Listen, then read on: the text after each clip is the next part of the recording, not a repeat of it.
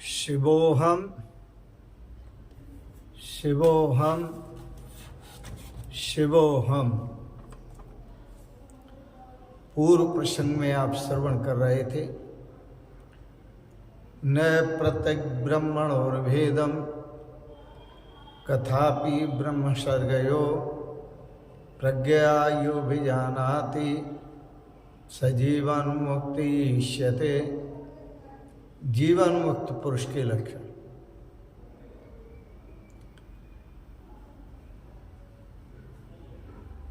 जीवात्मा में जीवात्मा तथा ब्रह्म का भेद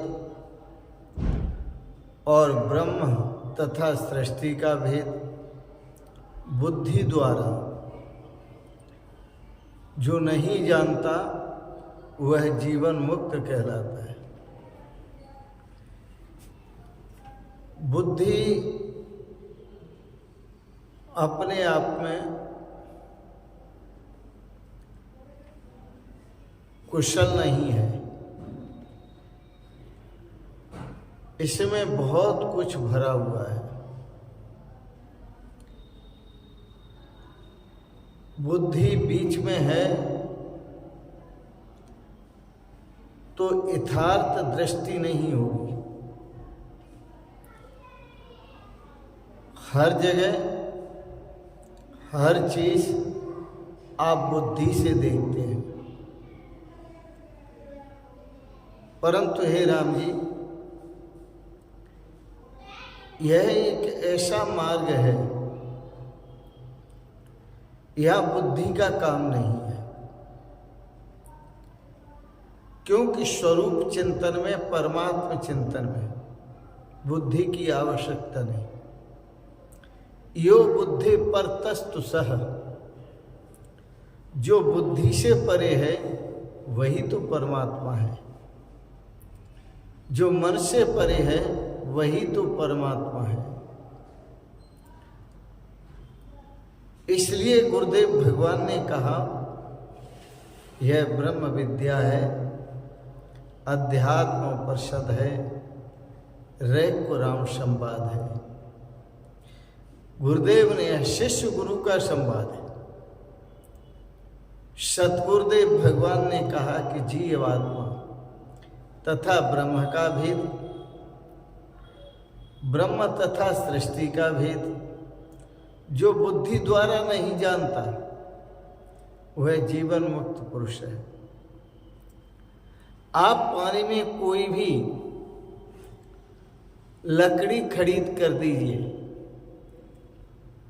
जब पानी में आप खड़ी करेंगे और पानी के माध्यम से देखेंगे तो वह टेढ़ी नजर आएगी, जबकि लकड़ी सीधी है। इसी प्रकार से समस्त संसार में परमात्मा एक है। आप बुद्धि से देखेंगे तो द्वैत नजर आएगा। बुद्धि से रहित तो होकर देखें,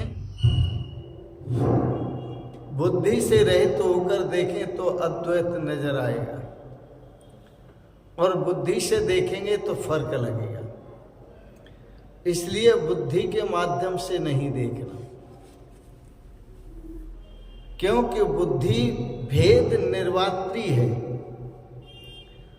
बुद्धि भेद का निर्माण करती है। जब आप प्रकाश को देखेंगे तो बुद्धि अंधेरे का संकल्प कर लेगी, अंधेरा दिखा देगी।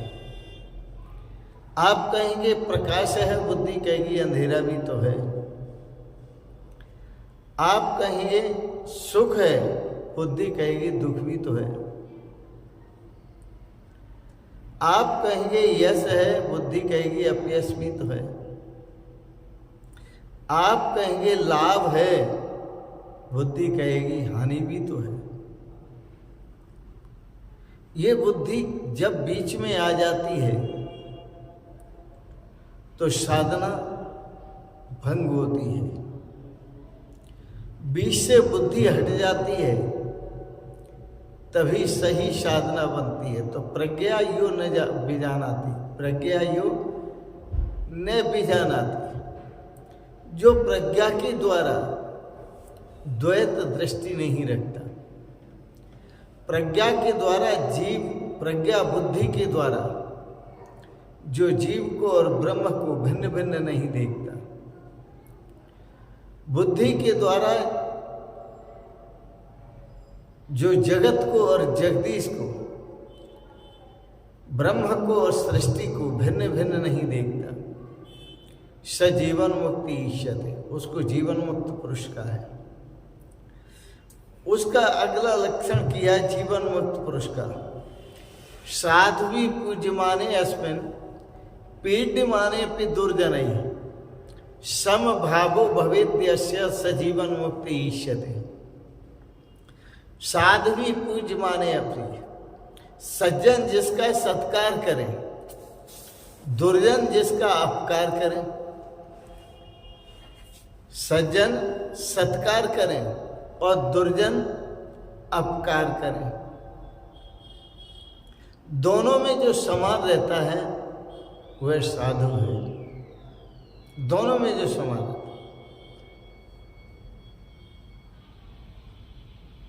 साध्वी पूज्यमाने अस्मिन् पीड्यमाने पे दुर्जन है। दुर्जन दुख दें और सज्जन सुख दें। सज्जनों के दिए गए सुख से उसका कोई प्रयोजन नहीं है और दुर्जनों के द्वारा दिए गए दुख से भी उसका कोई प्रयोजन नहीं है। वह साधु है। साधु का अर्थ है जो केवल परमात्मा से प्रयोजन रखता है, केवल भगवान से प्रयोजन रखता है। और संसार में साधनोति पर कार्याणि साधु, परोपकार में लगा हुआ है। उस पर भी जिसने अपमान किया, दुख किया, उस पर भी उपकार करता है। वो धीरे धीरे उसको साधु बनाता है। जिसने सत्कार किया उस पर भी उपकार करता है। दोनों हाथ बराबर हैं। उसके संत के दोनों ही तो हाथ हैं। सज्जन भी उसका हाथ है और दुर्जन भी उसका हाथ है। पर यहाँ व्यवहार में सज्जन अलग देखे जाते हैं और दुर्जन अलग देखे जाते हैं। थोड़ा सा अंतर समझें। एक साधु होते हैं, एक संत होते हैं।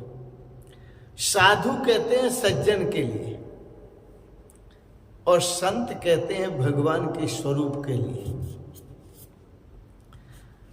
संत कहते हैं जहां द्वैत का अंत हो गया तो वह संत बन गया,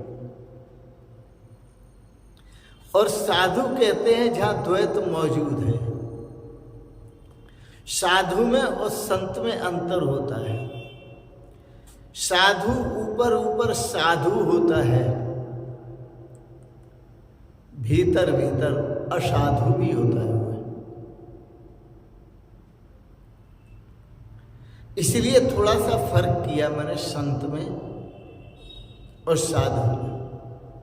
साधु सज्जन को कहते हैं। सज्जन जब ऊपर ऊपर सज्जन होता है तो भीतर भीतर वह दुर्जन भी होता है, लेकिन वह उसकी दुर्जनता कब बाहर आ जाए यह कुछ पता नहीं है। इसलिए आपने कभी कभी सज्जन पुरुषों को देखा होगा, बहुत विचित्र कार्य कर जाते हैं। क्यों कर जाते हैं? क्योंकि वो भीतर भीतर दुर्जन होते हैं। तो साधु और संत दोनों में बड़ा अंतर है, लेकिन इस भेद का जो निर्मात्री है वो बुद्धि है। बुद्धि जब सद्बुद्धि होती है तो वह सज्जन का प्रतीक बना देती है। बुद्धि जब दुर्बुद्धि होती है तो वो दुर्जन का प्रतीक बना देती है। यह बुद्धि का खेल है। वस्तुतः तो न आप सज्जन हैं और न दुर्जन हैं।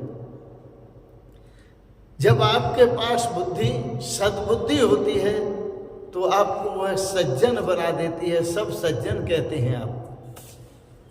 जब वही बुद्धि दुर्जन बुद्धि हो जाती है, दुर्बुद्धि हो जाती है, तो आपको दुर्जन बना देते हैं कि ये आदमी बहुत दुष्ट बुद्धि है, बहुत दुर्जन है।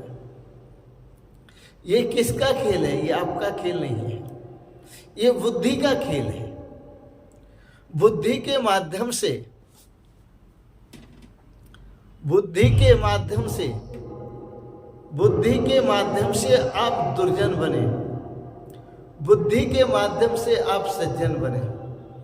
बुद्धि के माध्यम से आपको देखा तो लोग सज्जन कहने लगे, बुद्धि के माध्यम से आपको देखा तो लोग दुर्जन कहने लगे। वस्तुतः आपको अभेद दृष्टि से किसी ने नहीं देखा। जब आपको कोई अभेद दृष्टि से देखेगा वह कोई संत ही होगा। जब वह देखेगा कि वस्तुतः न तो आप दुर्जन हैं न आप सज्जन हैं, आप तो साक्षात भगवान का स्वरूप हैं। आपको दुर्जन कहा गया तो बुद्धि से देखने पर कहा गया, दुर्बुद्धि से देखने पर कहा गया। आपको सज्जन कहा गया तो सद्बुद्धि से देखने पर कहा गया। सच्चाई ये है कि न तो आप दुर्जन हैं न आप सज्जन हैं। आप भगवान का स्वरूप हैं, आप एक हैं। इसी तरह भेद संसार में दिखाई देता है। दुर्जन का भेद है, सज्जन का भेद है, अच्छे का भेद है, बुरे का भेद है, लाभ का भेद है, हानि का भेद है और अंधेरे का भेद है, प्रकाश का भेद है। ये सब भेद दिखाई देते हैं। अंधेरा भी क्या है, प्रकाश भी क्या है। हम समझते हैं कि रात्रि में अंधेरा होता है, हम समझते हैं कि दिन में प्रकाश होता है, लेकिन अंधेरा होता है तो आपका लक्षण है कि रात्रि में जब अंधेरा होता है तो कुछ दिखाई नहीं देता। अच्छा ये बताओ, रात्रि में उल्लू को दिखाई देता है कि नहीं देता? उल्लू को दिखाई देता है, पर सज्जन को दिखाई नहीं देता, इंसान को दिखाई नहीं देता। इसका मतलब है रात्रि में भी प्रकाश है। फर्क इतना है कि उल्लू के पास वह दृष्टि है तो उस प्रकाश में वह जीता है, और इंसान के पास वह दृष्टि नहीं है कि उस अंधेरे में भी प्रकाश को देखे। उल्लू उस रात्रि के गहन अंधकार में भी प्रकाश का दर्शन कर लेता है और प्रकाश में देखता है, लेकिन इंसान को दिन में दिखता है, रात को नहीं दिखता। बात क्या है? दिखता दोनों को है, उल्लू को भी दिखता है और रात को भी दिखता है। यदि रात को अंधेरा ही है तो उल्लू को दिखता कैसे है? ये बड़ा विचारणीय विषय है। इसी प्रकार से रात को जो अंधेरा है उसमें उल्लू को दिखता है, और दिन का जो दिन है उसमें इंसान को दिखता है। ये कारण क्या है? थोड़ा सा विचार करें। मैंने कभी महापुरुषों से सुना है, कागा अंधा रात को, कागा अंधा रात को उल्लू दिन को होए। मैंने सुना है महापुरुषों से, कागा अंधा रात को उल्लू दिन को होए, कामी अपनी नजर को आठों पैरे ही खोए। एक लक्षण किया कि कौवा जो होता है, काग, वो रात को अंधा होता है, और उल्लू जो अंधा होता है वो दिन को अंधा होता है। लेकिन जो कामी पुरुष होता है, विषयी पुरुष होता है, जो विषय भोग में रत रहता है, वो आठों पैर ही, 4 पैर दिन के और 4 पैर रात्रि के, वो आठों पैर ही अंधा होता है।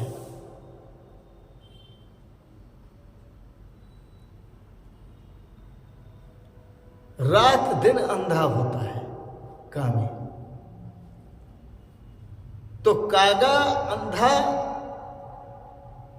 रात को, कागा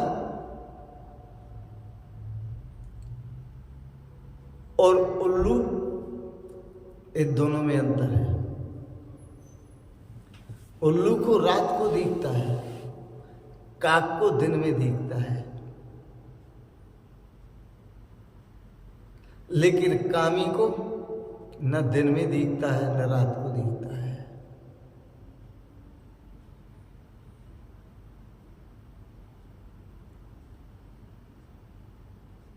यह बात महाभारत की है। महाभारत में जो धृतराष्ट्र हैं वो धन के लोभ में, राज्य के लोभ में इतने अंधे हैं कि वो न दिन को देख पा रहे हैं न रात को देख पा रहे हैं।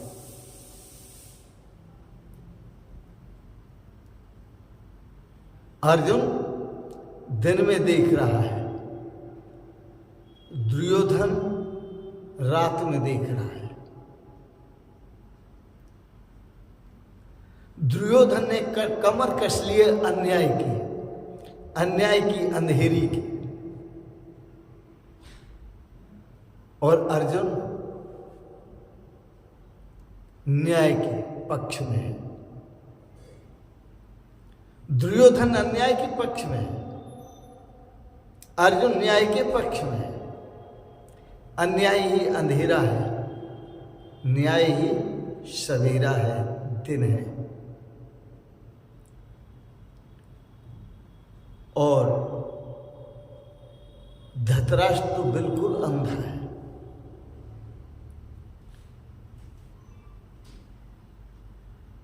विचार करो, भगवान श्री कृष्ण रात को भी देख रहे हैं और दिन को भी देख रहे हैं।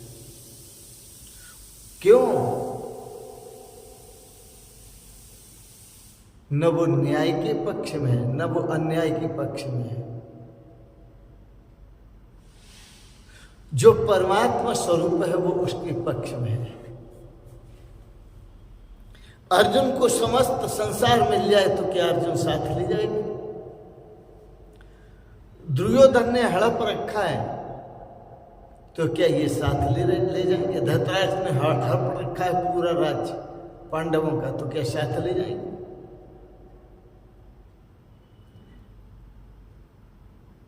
कोई भी साथ नहीं ले जाएगा।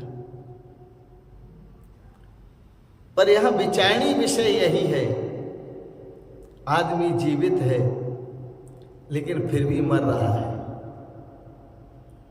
आदमी मर रहा है फिर भी जीवित है। कुछ जीवित है, कुछ मर रहा है। आदमी की स्थिति, इंसान की स्थिति ऐसी है कि कुछ अंधेरा है और कुछ प्रकाश है। न तो उसे पूरा प्रकाश ही मिल रहा है न पूरा अंधकार ही मिल रहा है। पूरे अंधकार में, गहन अंधकार में है तो धृतराष्ट्र है, और पूर्ण प्रकाश में है तो भगवान कृष्ण है, और अधूरे प्रकाश में है तो अर्जुन है। अर्जुन न इधर है न उधर है। इसलिए अर्जुन को पूरे प्रकाश में लाने के लिए भगवान श्री कृष्ण का पूरा प्रयास है, पूरा प्रयास। भगवान कृष्ण बता रहे हैं अर्जुन, आकाश में जब बादल घिरते हैं तो इंद्रधनुष बन जाता है। लेकिन विचार करो कि इंद्रधनुष सारी दुनिया के लोगों को, सबको दिखाई देता है। वैज्ञानिकों से पूछो कोई इंद्रधनुष है क्या? तो वैज्ञानिक कहेंगे जिसको तुम इंद्रधनुष कह रहे हो वहां कुछ भी नहीं है। वहां सिर्फ और सिर्फ भाप से जो पैदा हुए जल बिंदु हैं, वह जल बिंदु एकत्रित हो रहे हैं और उन पर सूर्य का प्रभाव पड़ रहा है, जिससे वह इंद्रधनुष के रूप में दिखाई दे रहा है। वहां कोई इंद्रधनुष नहीं। इसी प्रकार से संसार का अंधेरा और संसार का प्रकाश, संसार की दुर्जनता और संसार की सज्जनता, संसार का अच्छापन, संसार का बुरापन, संसार का लाभ और हानि, ये सिर्फ क्यों दिखाई दे रहे हैं? सिर्फ और सिर्फ इसलिए दिखाई दे रहे हैं क्योंकि आप अद्वैत में खड़े नहीं हैं, आप द्वैत में खड़े हुए हैं। और जब तक आप द्वैत में खड़े रहेंगे तब तक यह सब आपको दिखाई देता रहेगा। जब आप अद्वैत में खड़े होंगे तो आपको ये कुछ दिखाई नहीं देगा। न कोई जन्मता दिखाई देगा, न कोई मरता दिखाई देगा, न कहीं लाभ, न कहीं हानि, न कहीं मान, न कहीं अपमान, न कहीं यश, न कहीं अपयश, न कहीं जय, न कहीं पराजय। जब आप अद्वैत में स्थित हो। साध्वी पूज्य माने अस्मिन्, इस महापुरुष को देखिए, जिन महापुरुषों की बात सतगुरुदेव भगवान कह रहे हैं। साध्वी पूज्य माने अस्मिन्, पीड्य माने पितुर्जनैः। इस संत महापुरुष को देखिए कि सज्जनों के द्वारा इसका सत्कार होता है और दुर्जनों के द्वारा इनका तिरस्कार होता है, लेकिन फिर भी यह दोनों में समभाव से स्थित है। दुख आओ जी वाह वाह, सुख आओ जी वाह वाह, दुख आओ जी वाह वाह, सुख आओ जी वाह वाह, मान आओ जी वाह वाह, अपमान आओ जी वाह वाह। साध्वी पूज्य माने अस्मिन्, पीड्य माने पितुर्जनैः, सम भावो भवेद्यस्य। सम भावो भवेद्यस्य, जिसका समभाव रहता है सजीवन मुक्ति ईष्यति, वह जीवन मुक्त पुरुष है। मैं उस महापुरुष की बात कर रहा हूं जो संत है। मैं उस महापुरुष की बात करता हूं जो महर्षि है, ऋषि है। सज्जनों के द्वारा सत्कार किया जाए, दुर्जनों के द्वारा तिरस्कार किया जाए, लेकिन दोनों में जो समभाव से स्थित रहता है। जीवन में भी मृत्यु में भी दोनों को देख रहा है। साक्षी है सबका। इस शरीर को जीता हुआ भी देख रहा है, इस शरीर को मरता हुआ भी देख रहा है, बुद्धि को क्षीण होते हुए भी देख रहा है और बुद्धि की प्रगति भी देख रहा है। अद्वैत स्थिति में सरकता हुआ भी देख रहा है इस मन को, लेकिन इस मन को द्वैत में उलझा हुआ भी देख रहा है। जो साक्षी है, साध्वी पूज्य माने सज्जन द्वारा जो सत्कार किया जाता है वह उसका भी साक्षी है, और दुर्जन द्वारा जो तिरस्कार किया जाता है वह उसका भी साक्षी है। समभावो भवेद्यस्य, दोनों में जिसका संभाव है वह जीवन मुक्त महापुरुष है। आओ जीवन मुक्त महापुरुष की तरह जिए, जो हो रहा है उसको देखें, उसके हम साक्षी बने और अपने जीवन में श्रेय की अनुभूति करें, कल्याण की अनुभूति करें। इन शब्दों के साथ ही आप साक्षी स्वरूप के, अद्वैत स्वरूप के अनंत आनंद सागर में अनंत आनंद की अनुभूति करें, अनंत शाश्वत सुख की अनुभूति करें, शाश्वत शांति की अनुभूति करें। इन शब्दों के साथ ही वाणी को विराम दूंगा। आपने आज की प्रसंगत आध्यात्मिक चर्चाओं, अध्यात्म विद्या को, अध्यात्म उपनिषद को, रेक पुराण संवाद को, गुरु शिष्य के संवाद को श्रवण किया, इसके लिए मैं बहुत बहुत अनुग्रहित हूँ। आपको अच्छा लगा, आप इसे सब्सक्राइब करें, लाइक करें, शेयर करें, और अंत में आप सभी को बहुत बहुत शुभकामनाएं, बहुत बहुत आशीर्वाद, बहुत बहुत प्रणाम। शिवोहम शिवोहम शिवोहम।